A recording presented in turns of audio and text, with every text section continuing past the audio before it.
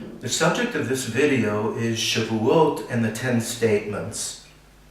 The term 10 commandments is a misnomer, a mistranslation.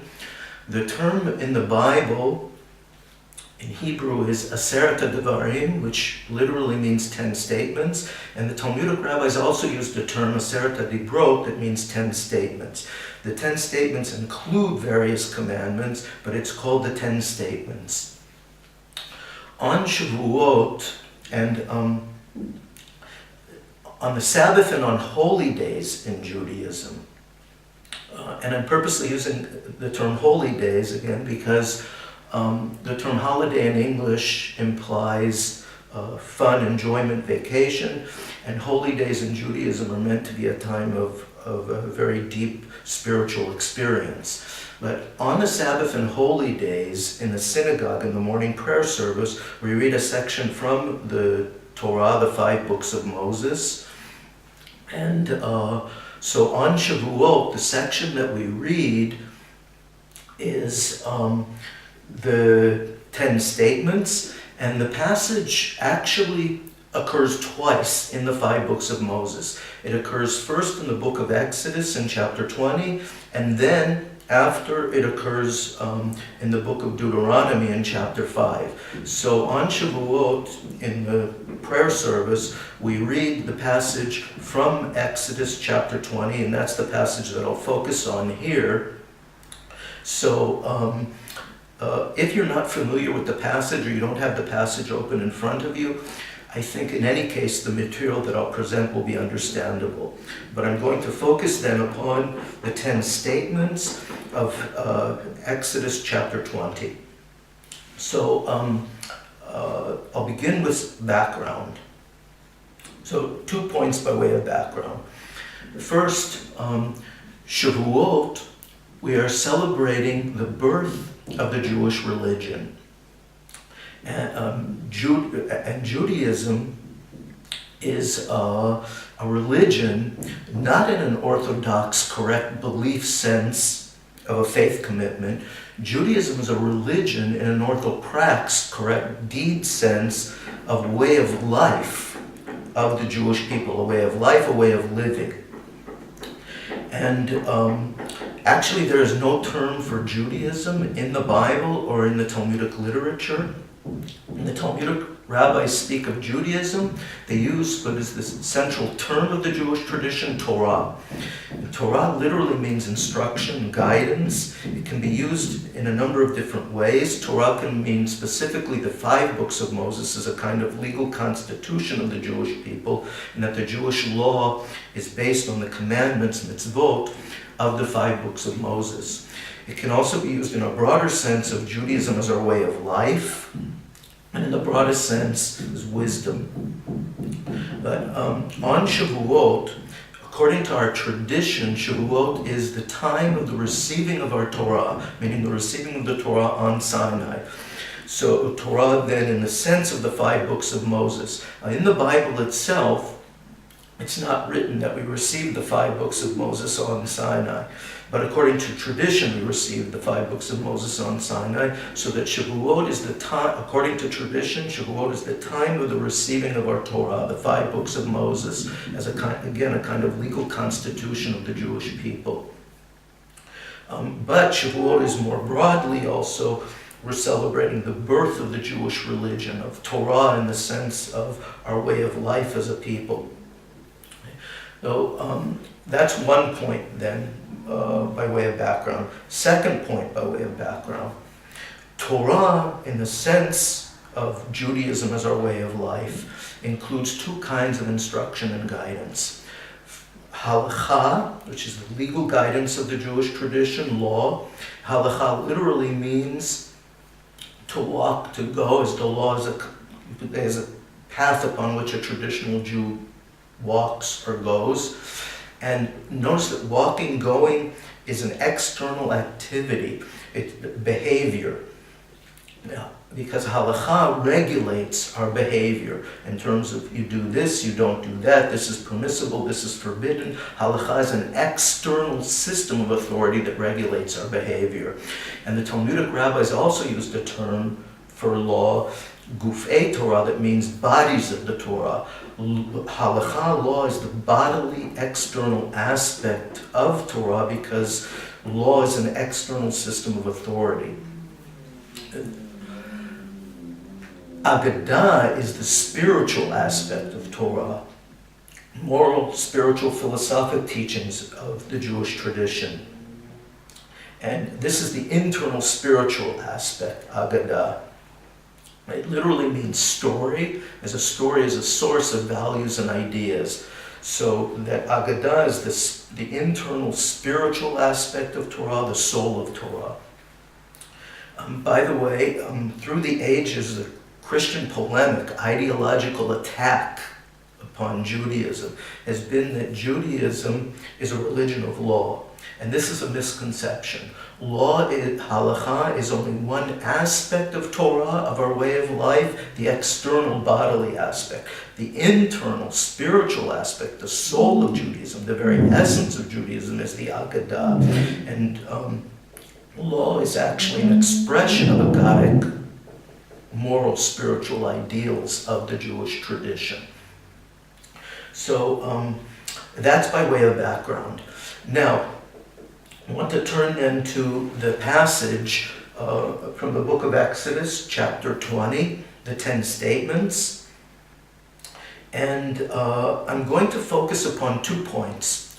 Point number 1, that the 10 statements, according to the biblical account, are written on 2 tablets of stone. And on the face of it, apparently, there's a distinction between the 2 tablets.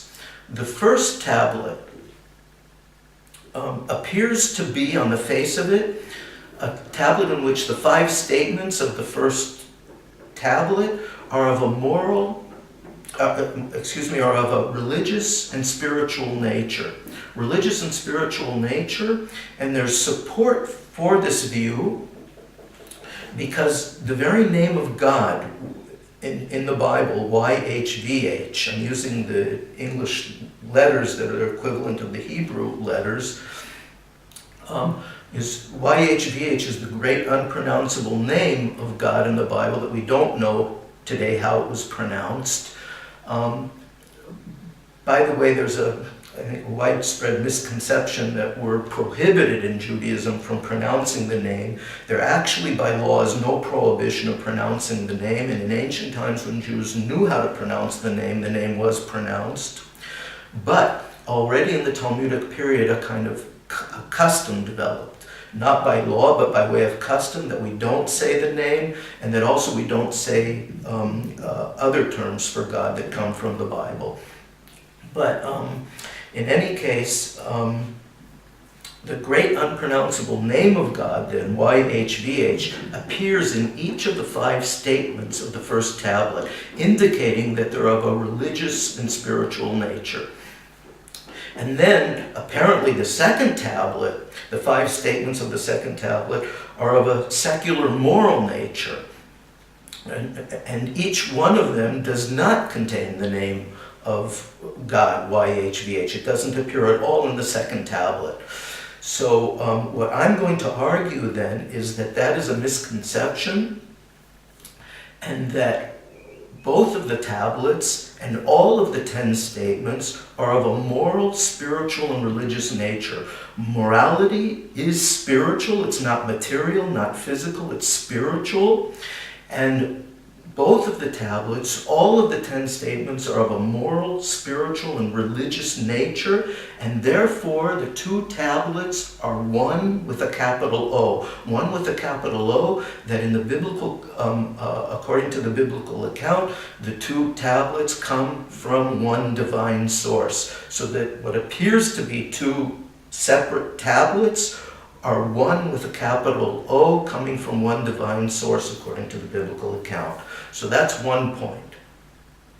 The second point is that immediately following the hearing of the 10 statements by the people Israel, the Israelites, and the entire Jewish people, or the Israelite nation, hears the 10 statements directly from God. including Moses. Moses comes down from Sinai just prior to the hearing of the 10 statements at the end of chapter 19. Moses comes down to join the people, and then afterwards he goes back up onto Mount Sinai and receives the tablets.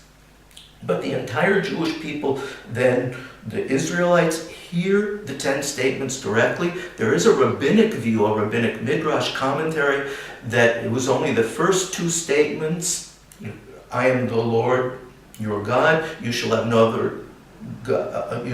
other gods, that it was these 2 statements that were heard directly, and the rest were through the prophetic mediation of Moses. But that rabbinic view is not the plain meaning of the text. In the plain meaning of the text, the entire Jewish people hear all of the 10 statements without any prophetic mediation of Moses. They hear them directly from God. Okay? So immediately following the hearing of the 10 statements by the Israelites, there's a passage that is very strange. And it's strange in 2 senses. And I'll explain and then I'll read the passage. So it's strange in that it says that the Israelites saw, and it uses the word saw, meaning visual, and what they saw, it was a very, very powerful experience, but that experience included not just visual sensations or images, but also auditory sensations or images. So that's very strange then that it says saw, and yet there were things that they were hearing. And that's one thing that's strange here. The second thing that's strange is that the Israelites are very afraid, and they're even afraid to die in the midst of this very profound experience, or very powerful experience. They're afraid that they may die. They're afraid in an emotional sense, and they request the prophetic mediation of Moses. And what they say is, "You speak with us, and we'll hear." And the word "hear" in Hebrew can mean not just in a physical sense, but also not to understand. So very similar to English slang, that I say, "I hear you." I don't mean I hear you in a physical sense. I hear you, I understand, I get what you're saying. So in Hebrew, the word "hear" can mean to understand. And it's really implausible that the Israelites were not able to hear in a physical sense. Very, very plausible that God spoke in a voice that was powerful enough for them to hear amidst this very powerful experience. So that in the plain meaning, it appears then that they weren't able to hear, to grasp, in the sense of understand. In the midst of this very powerful experience, that they're afraid they're going to die, they weren't able to grasp what God is saying, what God wants of them.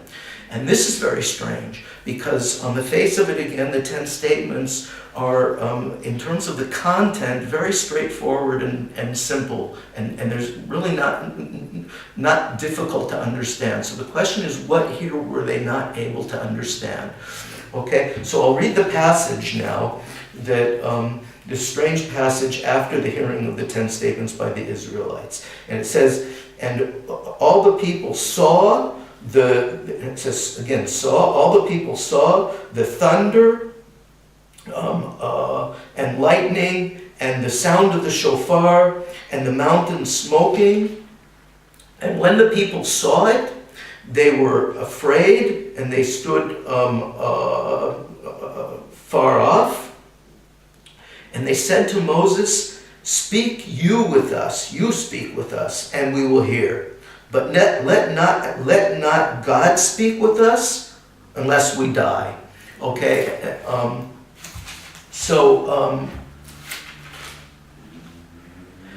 Again, the 2 things then, they see, but what they see is, in this very powerful experience, visual and auditory, and they're unable apparently to understand what went on in this, what God wants from them amidst this very powerful experience. So first, in terms of the seeing, okay, I'm going to begin then with this second point. I'm going to elaborate, and then I think that will allow us to understand in what sense both of the tablets are moral, spiritual, and religious in nature, and that the two tablets are one with a capital O, coming from one divine source according to the biblical account. So I'm going to then begin then by elaborating regarding this strange passage. So the seeing, the word seeing, both the word seeing and hearing appear. Both the words seeing and hearing appear in the passage, and highly significant. So seeing really implies an experience. Okay? And this experience is, even though the word seeing is used, it's used in the sense of an experience that includes both visual and auditory sensations. Sensations, it's an experience. And it's a very powerful experience. So that there's, again, thunder and lightning and so on. Okay, so that's in terms of the word seeing. In terms of the Israelites not hearing, in the sense of not grasping, the great revelation here of the 10 statements, of not understanding. So what I want to suggest is that what they were not able to understand is the great revolution of the Bible. And that the great revolution of the Bible is reflected in this passage of the 10 statements. This is really the high point of the Bible, is the great revolution of the Bible. And what is that revolution? That revolution has two aspects. Number one, the way in which God is conceived, especially in distinction to the pagan cultures and the way in which the gods were conceived in the pagan cultures, surrounding cultures to the Israelite culture. The way in which God is conceived as a moral God who demands morality. And then secondly, the second aspect of the biblical revolution is the way in which religion is conceived. That the essence of religion is morality. God is conceived as a God who demands morality, and the essence of religion then is morality. So they go back to the pagan cultures. In the pagan cultures, the gods were conceived as forces of nature, powers of nature, a god of sun, wind, rain. And the gods then in the pagan cultures were inherently powerful. And as an expression of their power, they could interfere in human affairs to our benefit or to our harm. They could help us or harm us. And therefore, the essence of religion is not morality. Morality is seen in the pagan culture as outside the confines of religion. The gods were not seen as moral. They were seen as powerful, and morality is seen as outside the confines of religion. So that the essence of religion in the pagan conception is ritual practice, sacrificial offerings, and also fertility rites. That remember, these religions, the pagan religions, the cultures were fertility religions, nature religions. They were in the main agricultural societies in which people were dependent upon nature, fertility, abundance of crops, so that the ritual practice then, sacrificial offerings, fertility rites, could even include sexual orgy. These ritual practices were to influence, appease the gods, to find favor in the eyes of the gods, so that the gods would help us, or at least not harm us. And so this is the pagan conception. Oh, now in the Bible, by contrast, the biblical revolution, the revolutionary conception of the Bible, is first expressed in the passage of the burning bush in Exodus chapter 3. And in that passage, God is revealed to Moses as a God of revelation and redemption. Actually, the very name of God, again, YHVH, is revealed to Moses in that passage. And God is conceived then in the biblical conception not only as a God of nature, creation. God is the source of nature, creation in the biblical conception. The opening account of the Bible is the account of the creation of the universe. So that God is a source of creation, a source of power, but in the main, God is a God of revelation and redemption.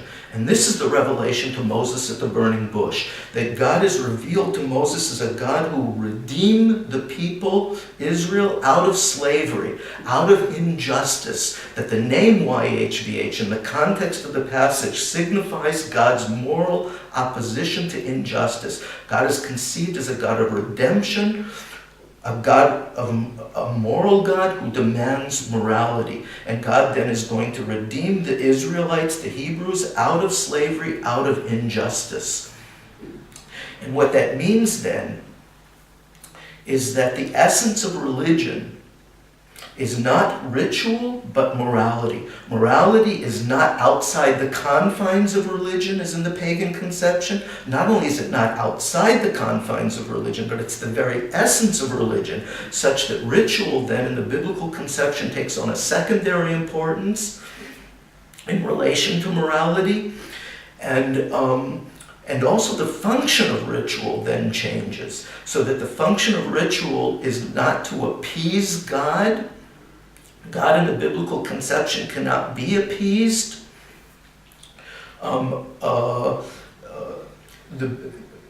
Actually, this is the definition of magic in the biblical conception, is to appease God. That's considered magic. And magic is prohibited in the Bible. It's considered to be an abomination. And magic is to appease God. And the purpose of ritual then is not to appease God. The purpose of ritual is to transform ourselves, not to change God, to transform ourselves. And by the way, I think widespread in the Western culture today, but it's also in Judaism, even in the Orthodox world, widespread you find a pagan conception of ritual practice. That ritual practice, to take prayer as an example, is to influence God, to receive things that we want. That's the pagan conception, to appease God, to influence God, that we should receive things that we want, like sustenance or health, so that people pray to receive from above. And this is magic in the biblical conception. It's as if we're folding our arms and waiting for some magic from above. In the biblical conception, prayer in biblical Hebrew means to judge, and it's to judge ourselves. It's a time of self-examination. It's a time in which we're to transform ourselves. Prayer is also a time to receive, not from above, but to look within ourselves and receive inspiration, to give us strength in facing life's difficulties. But prayer and ritual in general, in the biblical conception, is to transform ourselves, to make ourselves better people, and not to change God, and not to receive from above. So this is the great revolution of the Bible, is that for the first time in the history of humanity, God is conceived as a moral God who demands morality. And for the first time in the history of humanity, the very essence of religion is morality. And ritual takes on a very secondary importance. The essence of religion is morality. So now back to the 10 statements. And now I'm going to, in light of explaining that biblical revolution, to make clear that all of the statements are of a moral, spiritual, and religious nature. So it's really, I'm going to focus on the first tablet, because the second tablet is very clearly moral in nature. All of the commandments there of in the second tablet, the 5 statements are commandments of a moral nature, and the last of them, not to covet, is of a moral nature relating to our moral character. So it's the first tablet then that's apparently problematic, and that's what I want to look at, and to explain that on the first tablet all of the statements are of a moral nature. So the first statement, I am the Lord your God. So I am the Lord is in Hebrew YHVH, the very name of God. I am YHVH, your God, is the first statement. And this is very clearly a moral statement, because again, YHVH is reflected in the revelation to Moses at the burning bush, YHVH, signifies God's moral opposition to injustice. And that's what's written here in the continuation of the statement. The statement, shockingly, doesn't say, I am the Lord your God who created the universe, because God is being presented here not as a source of nature, not as a God who is powerful as in the pagan conception. God is being presented as a source of morality, that God demands morality. I am the Lord your God who brought you forth out of the land of Egypt, out of the house of slavery, of bondage. So that out of the house of slavery is emphasizing God's moral opposition to injustice. So this is the first statement. The second statement, according to the Jewish tradition, is I am the Lord. Is the second statement is you shall have no other gods before me, and also it includes the prohibition of making idols as a part of the second statement. So the second statement then is also of a moral nature. I want to point out that, again, the revolution of the Bible here is that God is a moral God. It's not monotheism. In these two statements, actually the existence of other gods is presupposed. It says, I am the Lord your God. The people Israel are demanded to worship, to serve one God. And that notice that even the term faith doesn't appear. The terms that appear in the passage, it's in the second statement regarding the prohibition of making idols. The terms that appear are not to bow down to idols and not to serve them or worship them. It can be translated serve or worship. But those are behavioral concepts. They're not theological concepts. They're behavioral, not to bow down, not to serve. And the demand here is of the people Israel to be loyal, to serve one God, YHVH, among the other gods of other peoples that are presumed to exist. So, and this is consistent throughout the Bible, that the Bible not only does not deny the existence of other gods of other peoples, but the Bible assumes the existence of other gods of other peoples. So that, for example, the verse, who is like unto you among the gods, who is like unto you, the Lord, YHVH, among the gods, assumes that there are other gods. In the continuation of the passage here, in the 10 statements, God is referred to as a jealous God. Of who is God jealous of if there are no other gods? So the second statement is also a moral statement. What it's asking really is an existential question. Who are you going to worship? The gods of nature that are worshipped in a physical way through physical representation. The idols were not actual gods in the pagan conception. Pagans were not stupid. They were not worshiping idols. The idols were representations, but they were physical representations because these were gods of nature, of power. And this is the question here of this second statement. Who are you going to worship, the people of Israel? Gods of nature or powerful, fertility cults, a lifestyle of a materialistic lifestyle of sensuality, sexual orgy, or to worship God who demands morality, which is entirely spiritual, and God then is to be worshipped in an entirely spiritual way. That's the second. The third statement is not to take the name of the Lord in vain, which shouldn't be understood narrowly as a prohibition of swearing in a court of law. The name of God signifies that God demands morality, so that any immoral act is profaning the name of God, to take the name of God in vain. The Sabbath is the only a statement of a ritual nature, but the entire emphasis is on the social implications, moral implications of rest for the entire society. In the 20th century, in Europe and the United States, people worked generally, even into the 20th century, 7 days a week.